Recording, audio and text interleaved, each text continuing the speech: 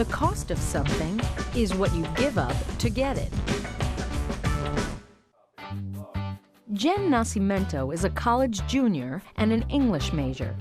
She's made the choice to go to college for 4 years. So what's the cost of her college education? There's the cost of tuition and the cost of buying books.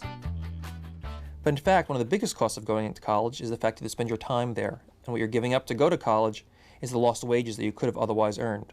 So in thinking about the cost, we shouldn't think of just the out-of-pocket cost. We need to think of the full opportunity cost, which means everything you've given up, including the wages from that job that you couldn't take. Nothing comes for free. Our time is worth something.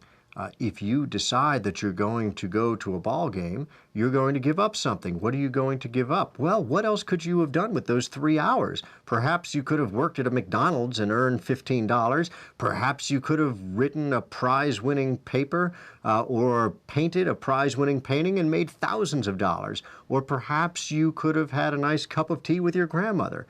There are trade-offs there. The cost of doing anything is what do you give up by doing it? And students always need to keep that in mind as they budget their time.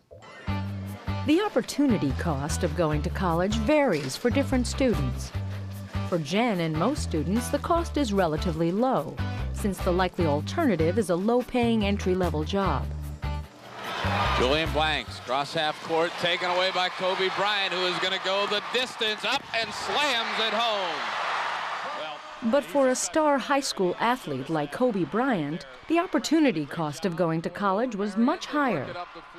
Perhaps the clearest example of opportunity cost comes in the case of athletes who are so good they can go straight from high school into the pros. What is the opportunity cost of going to college for someone like that? Well, take Kobe Bryant. Kobe Bryant was a star high school basketball player with the opportunity to go into the pros for several $1 million a year.